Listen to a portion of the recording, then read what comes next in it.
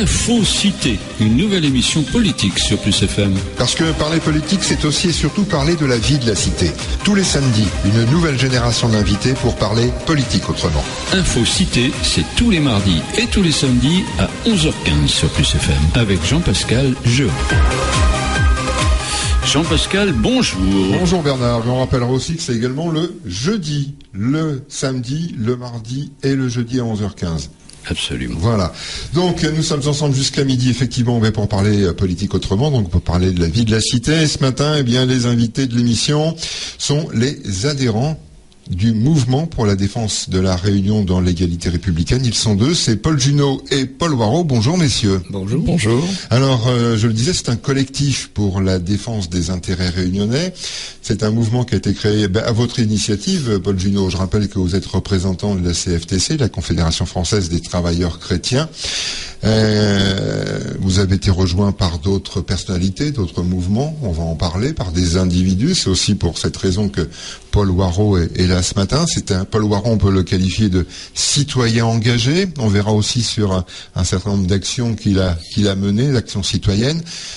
Paul Junot, pour revenir sur l'origine de la création de ce collectif, c'est né, on va dire, au lendemain du mouvement des transporteurs. Exact. Alors en fait, il y a pourquoi attendre, pourquoi cette action-là était le déclencheur? Alors en fait, depuis un certain temps, on se posait des questions.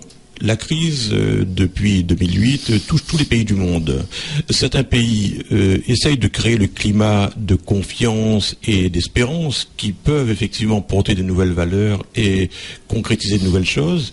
Ici, on avait tendance, de façon de plus en plus forte, voir la crise entretenir une confusion et voir des méthodes que j'avais qualifiées à l'époque de pratiques mafieuses s'installer progressivement dans le pays. Et donc, on rajoutait à la crise de la confusion, de l'agitation, ce qui ne pouvait mener qu'à des tensions, à des conflits et à une catastrophe de plus en plus grande. En clair, ça veut dire que la crise ne concernait que les entreprises et les professionnels et que le grand public ou les citoyens en étaient exclus de fait. Alors voilà, les citoyens aussi subissant cette crise, nous voyons atteint le paroxysme de ces actions à l'encontre des valeurs républicaines au mois de juin-juillet à peu près, avec les transporteurs qui se mettent tout simplement à dire nous avons des problèmes et l'État doit régler nos problèmes. À partir de là, nous on se dit si l'État règle le problème de tout le monde, que fait-on de la dignité, que fait-on de la responsabilité des uns et des autres dans notre propre capacité à résoudre nos problèmes. Donc on échange avec d'autres membres, d'autres organisations, d'autres associations,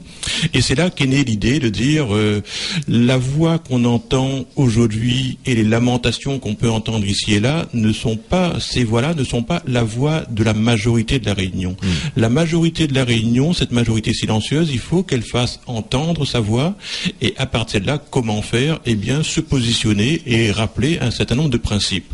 On va, avant de revenir sur les principes et de revenir effectivement sur les gens qui vous ont rejoint, un constat tout de même, il y a d'autres mouvements, d'autres collectifs, d'autres comités qui au fil des années se sont regroupés, ont été créés, plus ou moins politisés, plus ou moins, ça dépend.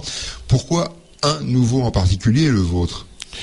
Pourquoi pas, je dirais. Mais en fait, je pense que ce que nous faisons, c'est de démontrer qu'il n'y a pas de créneau réservé pour les uns et les autres. Et la nature ayant horreur du vide, dès lors qu'il y a un espace où on doit s'exprimer, on ne t'est pas, je dirais, dans l'attente d'une opportunité pour essayer de se faire voir, mais de dire un ensemble de principes ont été pratiquement oubliés, qui fait qu'aujourd'hui, quelques entreprises ayant des difficultés se mettent en avant et laissent croire que la Réunion, c'est ça. Or, la Réunion n'est pas ça.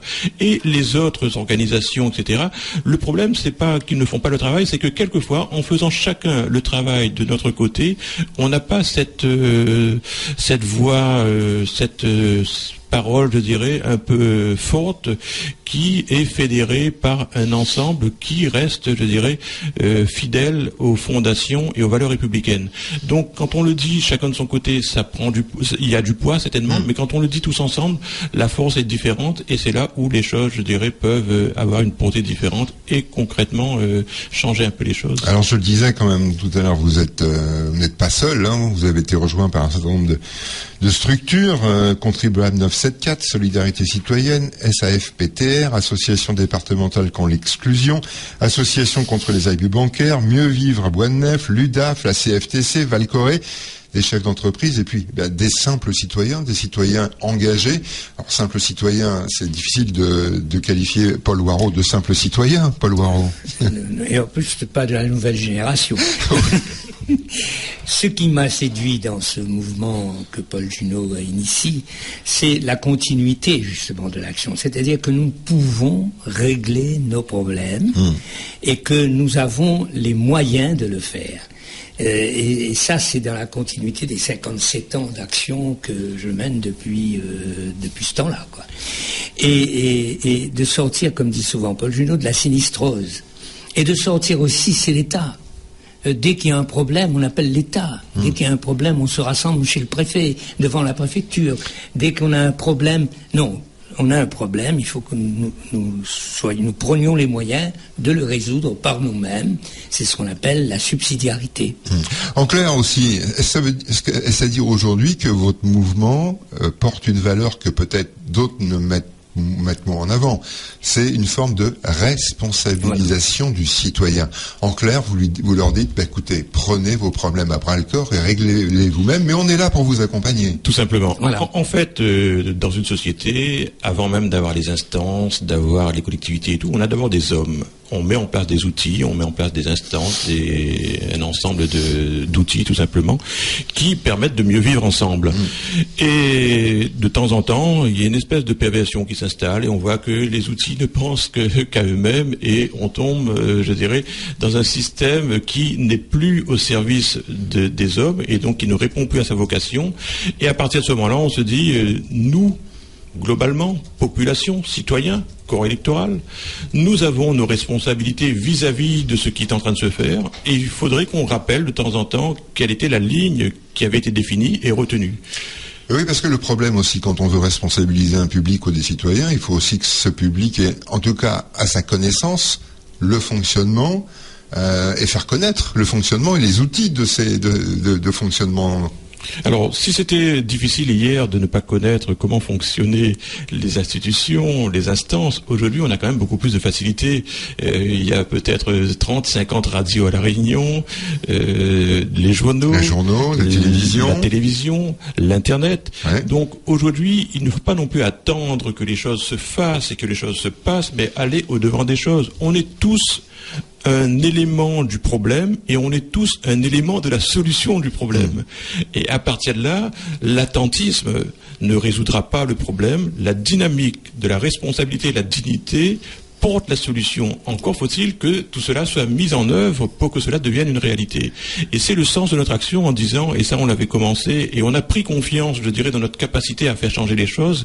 Quand on était avec un petit groupe de personnes d'une grande association qui avait été liquidée, un petit groupe de personnes... On peut la citer, parce que franchement, elle était connue. C'est quand même le mouvement de la race. Voilà. On était dans une situation d'injustice flagrante, et avec un petit groupe de personnes, seulement 10 personnes à 12 personnes de 1200 salariés concernés, on a réussi, je dirais, sans réseau important, sans influence, sans pouvoir politique, sans moyens financiers, on a réussi à rappeler les fondamentaux de la justice qui étaient attendus de la part de ces personnes-là.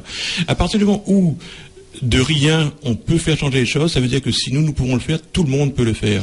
C'est-à-dire qu'on a l'impression aussi que aujourd'hui le citoyen, finalement, il est quoi? Il est face à un rouleau compresseur.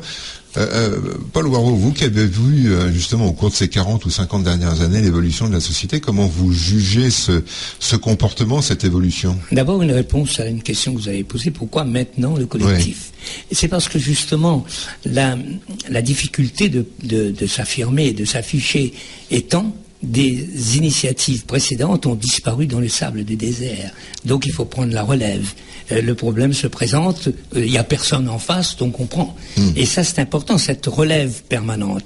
La deuxième chose aussi, c'est le citoyen, et là nous parlons pour la Réunion d'une façon particulière, il ne sait pas trop où il est, il ne sait pas trop qui il est, il ne sait pas trop quels sont les pouvoirs, et il y a on assomme cette collectivité réunionnaise de contre-vérités, de choses qui ne sont pas exactes, et lui il est perdu là-dedans. Il y a de quoi se perdre, parce qu'on passe de colonie à département, de département à État, d'État on nous élargit à l'Europe. C'est la raison pour laquelle circule à l'heure actuelle un document qui vient, personne n'est le père, qui s'appelle les fondamentaux pour la Réunion. Et ce document, qui a 6 pages à peu près, dit aux Réunionnais qui il est, d'où il vient, etc., objectivement. Et lui dit, voilà les pouvoirs dont vous disposez aussi. Et puis quelques principes. Parmi les principes, il y a la solidarité, mais la subsidiarité. Or, on est dans la solidarité en plein, sans subsidiarité. Il y a aussi unité, mais diversité. Or, on est dans l'unité uniformisatrice. Il y a liberté, mais responsabilité. Or, on est dans la liberté, sans les responsabilités. Donc, ce document qui est très intéressant mériterait d'être... Et des organisations comme celle que suscite Paul Junot, si elle était soutenue par une mentalité des Réunionnais qui serait claire avec elle-même, je pense que ce serait plus efficace. On est au point, parce qu'avant, ça n'était pas possible dans la mesure où on vous disait c'est comme ça, et vous n'avez pas la voix au chapitre. Mais attendez, est-ce qu'aujourd'hui, c'est pas encore un peu comme ça, quand on voit finalement que, si on reprend ne serait-ce que l'épisode malheureux de la race, mais aussi toutes les manifestations qui finalement à la préfecture, voilà. Blocage des routes, voilà. On est aujourd'hui dans une société qui ne parle plus. On est en train de dire justement à cette société qui croit qu'elle ne peut plus parler, eh bien vous pouvez parler autrement que par des barrages de route, parce que les barrages de route, lorsque le barrage est levé, ben ça continue. Et la vie reprend. La vie reprend. Vous allez à la préfecture, ça continue. Mais quels sont les pouvoirs qu'ont les Réunionnais de négocier avec les autorités? Quels sont les pouvoirs des Réunionnais en négociant de bouger les lignes? Et là, mon témoignage, c'est que dans 57 ans, vous savez, entre la puissance de l'autonomie démocratique et l'assimilation, c'est notre voie qui a gagné, c'est la décentralisation. Quand l'OUA et le gouvernement français disaient tant que vous ne serez pas indépendant, vous ne pourrez pas entrer dans la COI, nous avons fait entrer la Réunion dans la COI.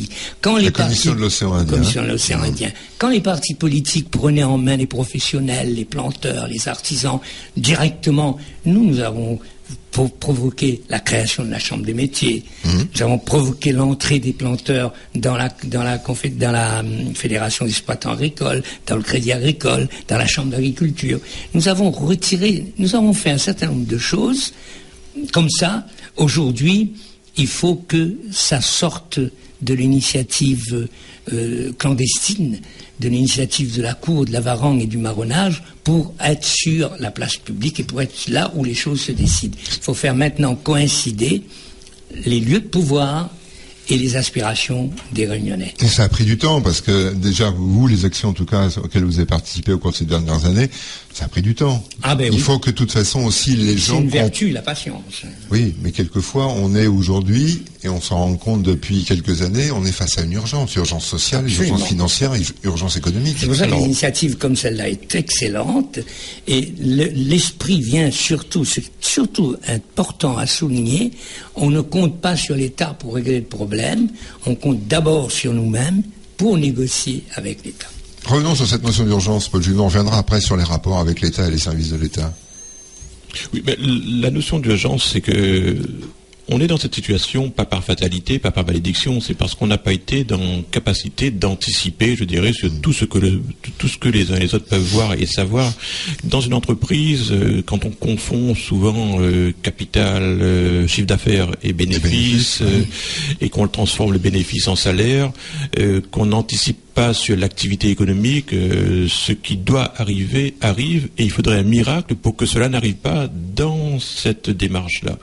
Ne croyons pas au miracle, donc il faut qu'on reste sur le principe de réalité qui veut que l'anticipation, gouverner et diriger l'entreprise, c'est aussi prévoir c'est anticiper. Anticiper, ça veut dire prendre les devants sur ce qui risque d'arriver. Et sortir de cette mentalité, je dirais, du paternalisme. En fait, ce qui empêche d'avancer, c'est ce paternalisme qu'à une époque, il fallait papa papa un tel qui était là pour sauver. Et sortir du paternalisme, c'est aller vers la responsabilité qui dit que nous sommes notre propre père, notre propre maître et maître de notre destin surtout. Et il nous appartient de regarder un peu ce qui se passe autour au niveau de l'activité économique pour comprendre ce que sera demain. Est-ce qu'un politique aujourd'hui, depuis 2008 que la crise est bien enclenchée, est-ce qu'un seul politique a pris le soin de faire un projet qui dit que demain, ou même aujourd'hui, nous devons faire mieux avec moins, parce que les restrictions budgétaires, qu'on le veuille ou pas, s'imposera d'elles-mêmes. Préfet ou président de la République, lamentation, gémissement ne changeront rien. Qu'est-ce que nous pouvons inventer, qu'est-ce que nous pouvons créer, qu'est-ce que nous pouvons donner avant de penser à récolter. Et c'est dans ce sens-là, nous disons que l'être humain a des capacités, des ressources insoupçonnées. Faisons confiance à nous-mêmes et non plus à papa ceci, papa cela, et les choses changeront d'elles-mêmes. Messieurs, je vous propose, on va marquer une pause et puis on se retrouve dans quelques instants. À tout de suite. Info Cité, une nouvelle émission politique sur Plus FM. Parce que parler politique, c'est aussi et surtout parler de la vie de la cité. Tous les samedis, une nouvelle génération d'invités pour parler politique autrement. Info Cité, c'est tous les mardis et tous les samedis à 11h15 sur Plus FM avec Jean-Pascal Jean. Également tous les jeudis. Jean-Pascal qui nous présente ses invités une fois encore. Voilà, donc nous sommes ensemble jusqu'à midi pour Info Cité en compagnie de Paul Junot et Paul Waro. Donc je rappelle, Paul Junot, c'est le représentant de la CFTC, les Confédérations Françaises des Travailleurs Chrétiens. Paul Junot, vous êtes donc à l'origine de la création du mouvement dont on parle ce matin, le mouvement pour la défense de la Réunion dans l'égalité républicaine, un collectif pour la défense des intérêts réunionnais. Et puis Paul Waro, qui est un réunionnais, un citoyen engagé, qui est également avec nous ce matin. On a parlé de l'origine du mouvement. On s'est rendu compte effectivement qu'il y avait une volonté dans les actions que vous voulez mener de responsabiliser le citoyen réunionnais. Aujourd'hui, le citoyen réunionnais, il est aussi très dépendant des rapports qu'il a avec l'État et les services de l'État français à la Réunion. On l'a vu et on l'a expliqué tout à l'heure. Le mouvement, en tout cas la situation des entreprises, le mouvement des transporteurs qui ont été confrontés à des situations économiques qu'ils n'ont pas su, pas anticiper en tout cas en termes de gestion, qui sont retournés vers l'État pour essayer de résoudre leurs problèmes. Le citoyen n'a pas le même poids, si vous me permettez, messieurs, pour faire valoir sa parole. On se rend compte aujourd'hui, quand on regarde par exemple les chiffres de la commission de surendettement, rien que pour le mois dernier, 34% de dossiers supplémentaires à la commission de surendettement. On n'a jamais eu autant de taux de radiation auprès de Pôle emploi, où les demandeurs d'emploi n'ont même plus le droit à la parole pour justifier, en tout cas de vouloir se défendre sur la radiation qu'on leur impose, et tout un tas de faits comme ça. On peut prendre aussi tout ce qui est services de l'État, caisse d'allocation familiale, les services de l'État ou d'autres encore. Comment se fait-il qu'aujourd'hui le citoyen français se retrouve dans cette configuration de devoir d'abord se justifier et également se défendre, alors que les services de l'État, si vous me permettez l'expression, on va terminer là-dessus, j'aimerais que vous réagissiez aussi à ce que je vais dire, c'est que les services de l'État, c'est aussi des services qui ont été et qui devraient être au service des hommes. D'abord et avant tout. Absolument. En fait, cette situation n'arrive pas par hasard et une fois de plus, il n'y a pas de fatalité. Les conditions d'organisation de la société de consommation font qu'aujourd'hui, chacun est plutôt dans une démarche individualiste. Et de ce fait, on se sépare des autres et il n'y a plus ce collectif de communauté, de destin et de vision commune de ce que nous avons comme responsabilité collective. Dès lors que les institutions sont livrées à elles-mêmes et que elles ne deviennent que des technostructures, et là, comme son nom l'indique, c'est une structure purement technique, mais qui n'a pas d'âme. Or, l'âme est quand même essentielle pour relier les êtres humains entre eux. Dès lors, on ne peut pas s'attendre à autre chose. Quand on pose, je dirais, un ballon dans une pente, il y a toutes les chances du monde pour qu'elle descende. cette pente. Et seul l'effort et la discipline fait qu'on puisse s'élever. Et s'élever, ça veut dire tout simplement retrouver nos origines nous-mêmes, la valeur essentielle qui est en nous, c'est-à-dire notre force de vie, notre force d'âme qui relie les êtres entre eux. Mais dès lors qu'on est omnibulé dans une société de consommation qui occulte toute la partie, je dirais, invisible pour se focaliser sur la partie matérielle du monde, on oublie qu'un jour ou l'autre, on sera victime de notre propre focalisation sur ce qui est importante, mais non pas essentielle. Je m'explique de façon beaucoup plus claire. Ce que je veux dire, c'est ces instances qui, au départ, étaient mises en place pour servir l'homme dans son développement et dans son épanouissement. Et l'accompagner. Et de l'accompagner, ne répondent plus à leur vocation. Et qu'est-ce qu'on entend, je dirais, comme projet de société? Souvent, je rencontre et j'entretiens des relations et des échanges avec mes collègues. Je travaille dans une banque et je rencontre et j'entretiens des relations par mail interposé avec des collègues aussi bien du côté de la Nouvelle-Calédonie jusqu'aux Antilles-Guyane. Et les seuls projets de société qu'on voit dans ces régions et dans ces territoires, c'est la consommation, le pouvoir d'achat. C'est bien, mais à se concentrer, je dirais, avoir comme seule finalité de la vie consommer et, je dirais, la partie matérielle, c'est oublier l'essentiel. Et de lors qu'on oublie l'essentiel, on finit par marcher sur la tête. C'est ce que nous constatons aujourd'hui. Après, on pourra dire l'État a sa part. C'est vrai qu'en tant qu'organisme principal donnant l'impulsion, elle ne peut que donner l'impulsion qui réoriente les choses, mais les contre-pouvoirs dont dispose le citoyen ne doivent pas être un chèque en blanc aussi bien aux administrations qu'aux politiques dès lors qu'on a donné mandat. Je m'explique tout simplement de façon très pratique. Dans une entreprise, quand on arrive, on a des objectifs qui sont bien concrets, et dès lors qu'on n'atteint pas notre objectif, eh bien, il y a des avertissements et on finit par être licencié. En politique, on a, je dirais, d'autant plus de responsabilités qu'il s'agit non pas d'une petite entreprise qui n'est qu'un maillon, mais l'ensemble du territoire et donc une plus grande responsabilité. Et à ce niveau, qu'est-ce qu'on voit? Eh bien, il y a une espèce de dilution de la responsabilité qui fait qu'ils n'ont pratiquement pas de compte à rendre sur ce qu'ils ont fait ou sur ce qu'ils n'ont pas fait et qu'ils auraient dû faire. On a aussi la solution, c'est de ne pas réélire le candidat. Voilà, il y a ça aussi, c'est aussi cette forme de licenciement. Alors, on peut parler... si Paul peut prendre la parole. Oui, on peut parler effectivement de la démocratie et de ne pas oublier sa marge de liberté et de pouvoir qui consiste à voir et à décider de façon éclairée. Mais nous constatons un abandon à hauteur de pratiquement 50%, à l'abstention, 45-50%. Ouais, de plus en plus fréquent d'ailleurs. Voilà, donc si vous voulez, ceux qui ont cette liberté de conscience politique n'osent plus s'exprimer, n'osent plus voter, ne vont plus voter.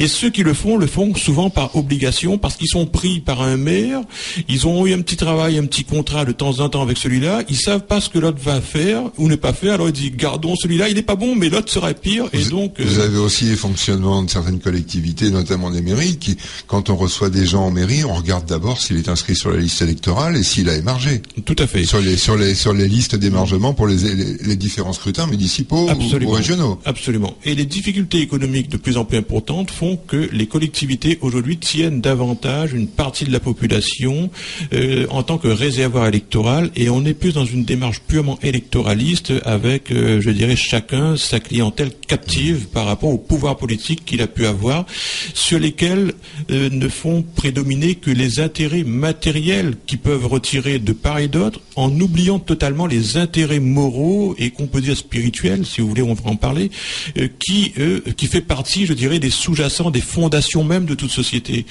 Une société sans principe, une société sans valeur, une société laissée à elle-même est une société qui ne pourra être qu'en déclin permanent, et les tensions, les conflits, et plus tard les guerres.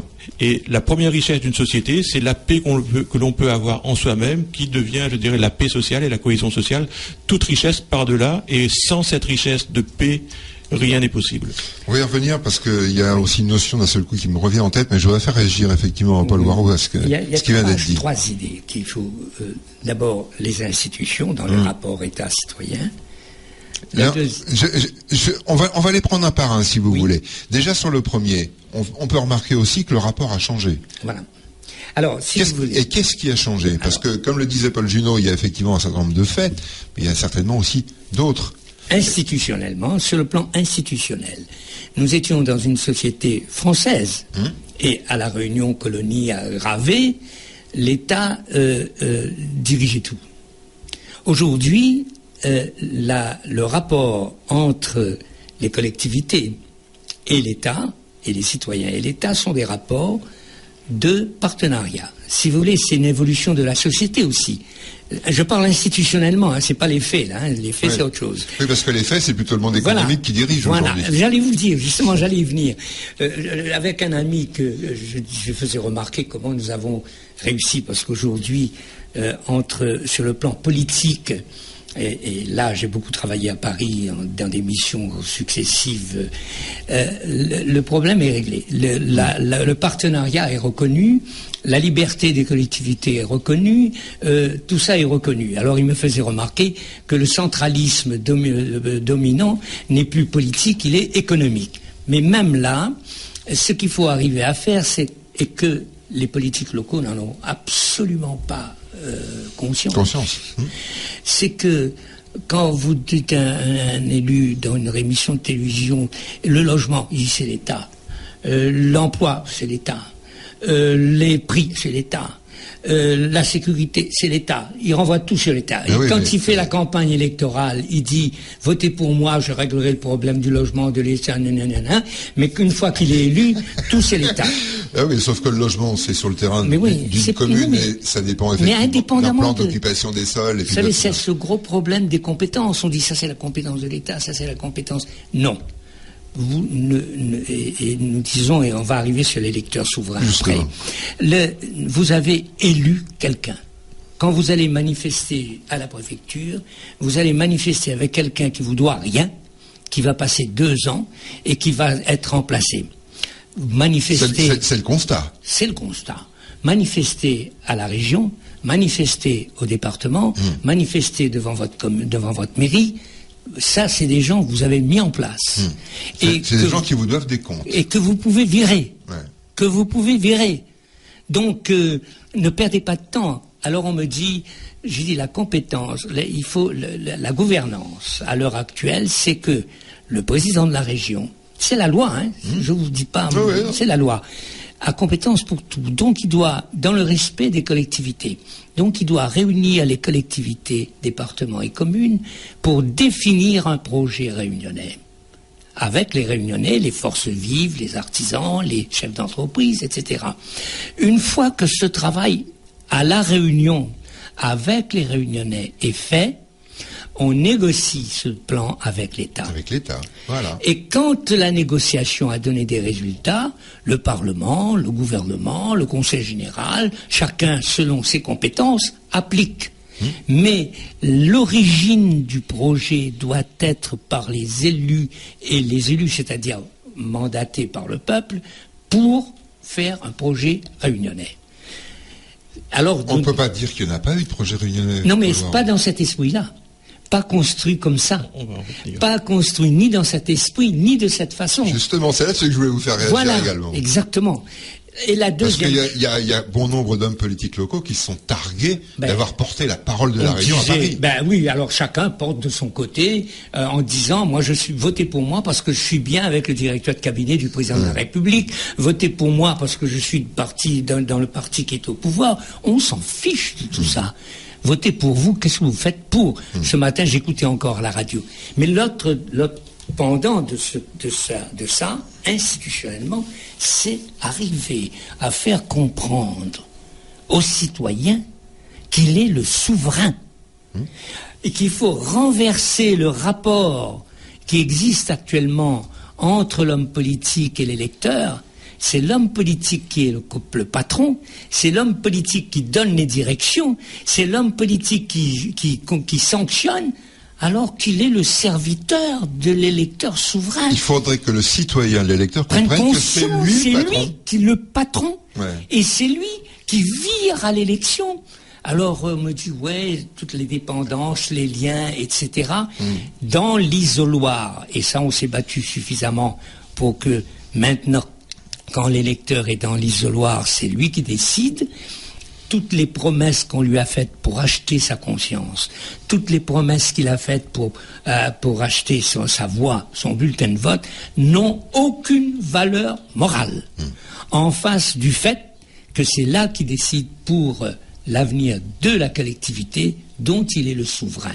Cette conscience d'être le souverain n'existe pas assez fortement dans l'idée des citoyens.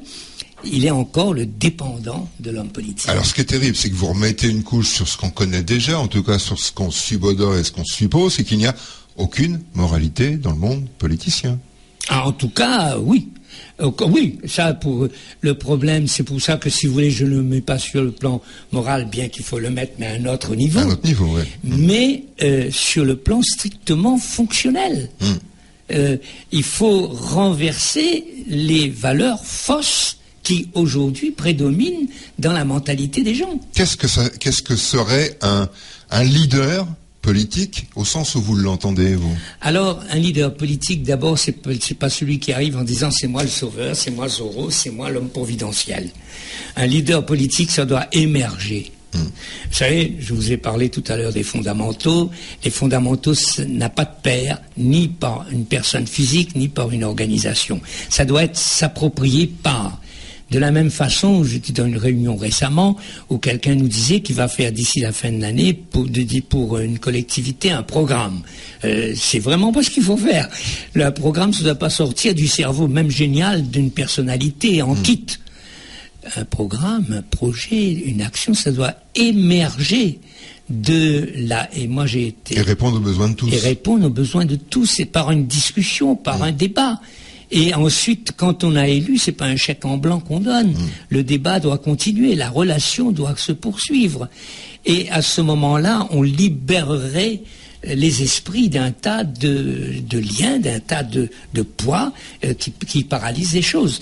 D'ailleurs, ce qui m'intéresse dans le comité de Paul, c'est que justement, on se libère du diktat venu d'en haut, du patron, du chef, non. On est responsable. Et je terminerai en disant, avant de vous permettre de critiquer, posez-vous la question, qu'est-ce que moi j'ai fait? On va marquer juste une très courte pause et on revient sur ce... Info-Cité, une nouvelle émission politique sur Plus FM. Parce que parler politique, c'est aussi et surtout parler de la vie de la cité. Tous les samedis, une nouvelle génération d'invités pour parler politique autrement. Info-Cité, c'est tous les mardis et tous les samedis à 11h15 sur Plus FM, avec Jean-Pascal Jean. Jean-Pascal et ses invités pour le dernier quart d'heure de cette émission. Dernier quart d'heure avec Paul Junot et Paul Waro. Alors, mais justement, Paul Junot, vous voulez réagir à ce que disait Paul Waro sur la notion du leader en politique. En fait, un leader ne se décrète pas et ne s'auto-proclame pas. Un leader émerge au fil, je dirais, de ses capacités, de sa volonté de servir tout simplement un certain nombre de principes, de valeurs et de causes. Et dès lors qu'on est le serviteur, je dirais, si on est tous serviteurs d'une cause, des valeurs et des principes, la population aura donc à décider qui sera le mieux à même d'être dans le prolongement de ce qui est souhaitable sur la base de ses causes, de ses valeurs, de ses principes, pour mieux servir l'intérêt de la Réunion et de sa population dans leur épanouissement. Donc, et aujourd'hui, qu'est-ce que nous constatons? Nous constatons l'inverse. Quand on a un élu qui vous dit moi je travaille pour essayer de gagner, et si on me ponctionne trop, eh bien j'irai à Maurice. On voit très bien. Et il a confirmé encore tout récemment. Ce n'était pas un gag, ce qu'il avait dit. Tout à fait. Et c'est très grave. Et donc, si on analyse la gravité de tels propos à des niveaux où on est appelé à exercer des responsabilités, c'est là qu'on a compris qu'en continuant dans cette voie, le pire est à venir.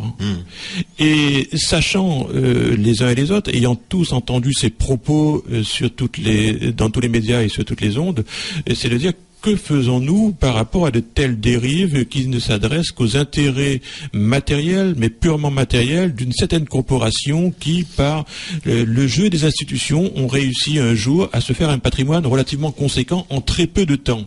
Et donc la question c'est, est-ce que ces responsables et ces élus étaient au service d'une cause, de principes et de valeurs pour l'ensemble de la population, ou de dire comment constituer mon patrimoine et comment le mettre à l'abri le plus rapidement possible, parce que moi je ne crois en rien d'autre qu'en l'argent. Mon seul Dieu, c'est l'argent, et c'est ainsi que je conçois les choses. Donc il est très très important de rappeler, et tout ce que nous voyons aujourd'hui quand il y a des agressions, ce qui est dommageable et déplorable, mais quand les gens n'ont plus aucun moyen de s'exprimer pour obtenir ce qui leur semble, je dirais, quand même important, à savoir un travail, c'est qu'on arrive, je dirais, à des explosions qui risquent de potentialiser la situation de crise dans laquelle on se trouve aujourd'hui. Parce qu'aujourd'hui, effectivement, vous parlez de principes, de valeurs, mais c'est vrai qu'à l'autre bout de l'échelle, on a quand même des gens qui sont dans l'urgence de se trouver un boulot pour pouvoir vivre, nourrir la famille. Est-ce que ces gens-là, faut pas oublier quand même, on a un Réunionnais sur deux qui vit sous le seuil de pauvreté. Dans l'urgence sociale et aujourd'hui, est-ce que ces gens-là sont disposés à réfléchir à un autre projet pour l'île? C'est ça aussi. Alors, en fait, il y a deux choses. Il y a le répondre à l'urgence, c'est une nécessité incontournable. Mais doit-on faire un projet d'avenir qui consiste tout simplement à être en réaction par rapport à l'urgence? Et tant qu'on n'aura pas, et juste avant on parlait d'hommes politiques qui portaient des grands projets pour la Réunion, sauf que ces hommes en général avaient oublié une chose, c'est que quand ils ne sont pas au pouvoir, on est là pour dire et pour essayer d'exposer, pour se faire comprendre. Mais dès lors qu'on est au pouvoir pendant 10, 20 ou 30 ans, on n'est plus là pour dire mais pour le faire. Or, tous ces grands hommes qui ont porté ces projets politiques, qu'est-ce que nous avons vu? Est-ce qu'on peut dire qu'une route est un projet de société? Une route n'est qu'un moyen au service d'un développement qui lui-même est au service d'un épanouissement de l'être humain. Qu'est-ce que nous avons vu? Eh bien, une fois au pouvoir, ils étaient toujours en campagne. Et le problème, c'est que la campagne permanente donne ses résultats, c'est-à-dire rien n'est fait, et on utilise à chaque fois les besoins et les attentes de la population comme support pour pouvoir se faire élire. Et en général, dans tout ce qui se fait comme programme et comme projet, c'est sur un coin de table, on va promettre du travail, on va promettre du logement, et puis les choses se renouvellent depuis quelques générations. Sauf qu'aujourd'hui, si on regarde bien et si on décortique bien les projets politiques de nos politiciens, ils ne sont valables que pour 3 ans, 5 ans au maximum. Alors là, on est plus dans un processus de proposer un programme pour le temps d'un mandat plutôt que de se projeter sur les 10, les 15, les 20 ans ou les 40 ans à venir. Le problème, c'est que encore ce matin, je voyais les batailles pour Saint-Denis. J'ai été invité par un groupe un jour à déjeuner d'une réunion qui précédait. Et le but de cette réunion, de ce groupe, était de virer un gars de la bande. Et toute la matinée, on est passé sur la vie privée, la vie publique, la vie active du... Ouais. C'est étonnant quand même. L'explosion d'un grand parti, respectable. Alors, à table, l'invitant me dit, puisque tu es notre invité, qu'est-ce que tu en penses? Je lui dis, écoutez, j'ai trouvé là beaucoup d'intelligence, beaucoup de volonté, beaucoup d'agressivité pour virer un tel, mais une fois que vous l'auriez viré, qu'est-ce que vous allez faire? Alors j'ai rien du tout. Il me dit, ça va venir après. Mais ça vient toujours après. Mais le problème, c'est qu'il faut sortir de l'idée que c'est un grand Deus ex machina qui va régler le problème. C'est ça la base de tout. Et pendant 50 ans, on s'est battu pour avoir institutionnellement des pouvoirs et des responsabilités. On s'est battu pour avoir des organisations qui sont prises en main par les intéressés. Maintenant, les outils et les moyens sont dans les mains de la population. Alors, est-ce que vous êtes, justement par rapport à ce constat, est-ce que vous êtes satisfait du combat que vous avez mené ou auquel vous avez participé pendant ces 50 dernières années? Parce qu'aujourd'hui, si des mouvements comme le vôtre qui sont nés, auxquels vous participez, existent, c'est parce que, effectivement, le constat n'est pas flagrant. Non, mais il y a une époque où ça n'aurait pas pu se faire. Ce que se fait là. Il y a une époque où ça n'aurait pas pu se faire. Et que, si vous voulez, il fallait avoir un courage énorme pour dire on va faire un collectif pour défendre les intérêts de la Réunion. On vous aurait dit vous êtes séparatiste, vous êtes communiste, et puis on vous aurait... On vous expatrie. On expatrie, etc. Donc il y a un changement quand même important à ce niveau-là. La deuxième chose, mais aussi, c'est que, en réalité, nous subissons une départementalisation qui a été mal conçue et mal pratiquée. Pas la départementalisation en soi, qui était une étape dans l'évolution de l'île. Vous savez, j'ai l'habitude de dire l'abolition de l'esclavage, c'est le droit à la liberté. Mais qu'est-ce que le droit à la liberté si vous n'avez pas les moyens de la liberté? La départementalisation a été les moyens de la liberté, c'est-à-dire l'école, la santé. Et on ne peut pas nier ça. Mais qu'est-ce que les moyens de la liberté si vous n'avez pas la responsabilité de la liberté? Et la décentralisation a conféré la responsabilité de la liberté. Sauf que cette liberté, elle s'est étalée dans le temps. Voilà. On n'a pas tout gagné d'un tout de suite. Et aujourd'hui, on a tellement été habitué à la tutelle, tellement été habitué aussi à la répression. À qui demander souvent. Mais oui, qui est demandé. Ouais. Ben oui, justement, elle est demandée parce qu'on ne voit pas, on n'a pas d'autre alternative que ça. On a vécu dans ça depuis le début. Mais alors, là, il faut distinguer une autre chose. On a vécu de ça, de ce que j'appelle l'agora, dans la société officielle. Mais, dans ce que j'appelle la cour, la varangue et le marronnage, on a fait ce qu'on a voulu. Il y a une société réunionnaise qui est libre. Il y a une société réunionnaise qui économiquement se débrouille. Oui, très bien. Il y a une économie et ça c'est la société de la varangue, de la cour et du marronnage. Donc et le réunionnais gère ça très bien. Il veut avoir la Légion d'honneur, il veut avoir une promotion, il a un discours, il a un langage, il a un comportement. Et dès qu'il entre dans sa case, ça va de droit à la varangue, il est contre le discours qu'il a fait, contre le comportement, et il gère ça. Et ça, c'est une des difficultés aussi du progrès que nous devons avoir, parce que je trouve bien là. Vous savez, moi un jour, comme adjoint, je reçois un type, il me dit, moi l'RMI, moi la C, tout ça, moi la C, mais il veut travail. Alors je vois ma secrétaire qui me dit, il y a un poste pour lui demain. On le convoque, et le lendemain il vient. Je dis, madame, on a trouvé une affaire pour vous. Elle dit, comment il touche? Elle dit, le SMIC. Elle dit, monsieur Paul, il touche 3 fois ça. Mais il gagne 3 fois ça, ou non? Moi, je suis... Donc ça, c'est une des difficultés de la solution. C'est pour ça qu'il y a une prise de conscience. Et comment faire comprendre à la conscience de nos compatriotes que si on faisait juxtaposer la réalité et le droit, on gagnerait beaucoup mieux. C'est ça la difficulté à l'heure actuelle et c'est ça qu'il faut arriver à faire comprendre. Et c'est vrai, en plus c'est vrai. Vous savez, ce qu'on appelle la manière réunionnaise et un projet-programme pour la Réunion doit être un projet-programme réunionné par les Réunionnais. Vous savez, la créolisation des cadres qui est un... Oui. Bon, j'ai Alix Seri qui a fait une association pour ça. Et puis il me dit un tas d'exemples. Je dis, mais c'est mon pauvre... On étudie les problèmes de la Réunion avec des grilles parisiennes. Ce qui fait qu'un tas de problèmes réunionnais n'entrent pas dans la grille. Donc on dit on ne fait pas. Il y a des marchés, il y a des exports qu'on doit faire. Dès l'instant que tu fais une grille parisienne, le meilleur utilisateur d'une grille parisienne, c'est un Parisien. Un Parisien, c'est pour ça qu'on est... Et dès l'instant... Un taux d'encadrement extérieur phénoménal. Oui, dès l'instant que tu as mis un Parisien à la tête aux manettes, il fait venir son réseau. Ouais. Je voudrais faire... il nous reste 3 minutes. 3 minutes. Je voudrais faire réagir Paul Junot, puis je voudrais qu'on arrive aussi sur les projets du collectif dans quelques temps aussi. Oui. Alors... à ce que disait justement, oubliez réagir à ce que disait Paul Waro. Alors, de façon rétrospective, on ne peut pas dire que rien n'a été fait. Beaucoup de choses ont été faites depuis, je dirais, les dernières décennies. Mais la tendance, je dirais, globale, la tendance de fond reste quand même terrifiante quand on regarde le taux de chômage qui augmente, la pauvreté, même si on n'est pas toujours d'accord sur le seuil de pauvreté par rapport à tout ce qui se dit. Mais à partir de là, qu'est-ce qu'on fait? Alors, c'est vrai qu'il faut un programme, mais lequel programme ne dépendra que d'un projet, mais lequel projet ne découlera que d'une vision. Et quelle est aujourd'hui la vision que nous voulons pour cette réunion? Nous attendons toujours, nous essayons, chacun de notre côté, de provoquer les réflexions qui, à un moment donné, fassent émerger cette vision pour la réunion.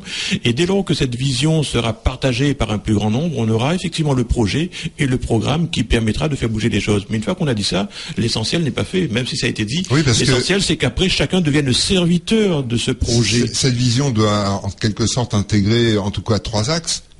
Paris, la Réunion et la zone océan Indien. Voilà. Absolument, absolument. Je n'ai pas dit, mais c'est excellent. Je connais quand même vos travaux, M. Waro. Donc là-dessus. Pour terminer, parce qu'il nous reste, on va dire, 1 minute 30, alors quels sont les projets, en tout cas dans les semaines à venir pour le collectif? De façon concrète, nous avons fait circuler des pétitions sur l'Internet et dans nos différents réseaux. Ouais. Nous avons écrit au ministre des Outre-mer. Nous avons interpellé le préfet pour faire un certain nombre de rappels sur les valeurs républicaines, à savoir que le préfet, sur ce chantier qui a été, je dirais, le déclencheur déclencheur de notre action, c'était de dire que le préfet n'a ni compétence, ni autorité, ni mandat pour décider de faire un arrangement sur les cotisations et les contributions sociales. C'est un relais en quelque sorte. Voilà. Mais cet argent ne lui appartenant pas, il n'est pas dans ses compétences, ni dans ses mandats, ni dans son autorité de faire des choses et des arrangements ou des combines avec ces personnes-là. S'ils veulent discuter, qu'ils viennent nous voir. Et nous allons rappeler tout simplement les valeurs républicaines sont les mêmes pour tout le monde. Faites ce qui est dans votre responsabilité pour gérer votre entreprise. Et dans la vie économique, il y a des entreprises qui naissent et des entreprises qui meurent. Faites en sorte que vous soyez dans les entreprises qui continuent de vivre. Alors pour ceux qui pourraient être intéressés pour vous rejoindre, justement, il y a des coordonnées où on peut... Alors nous avons une boîte mail, c'est donc le mouvement de défense de la Réunion @gmail.com. Nous avons donc l'ensemble des organisations et associations qui aujourd'hui composent, donc on avait bien dit, les syndicats, l'UDAF, etc. Et donc à partir de là, nous avons aussi une page Facebook Mouvement de défense de la Réunion, sur lesquelles nous sommes joignables. Et donc nous sommes au service de la Réunion et des Réunionnais. Merci messieurs, bonne fin de journée et à très bientôt. Au revoir. Merci.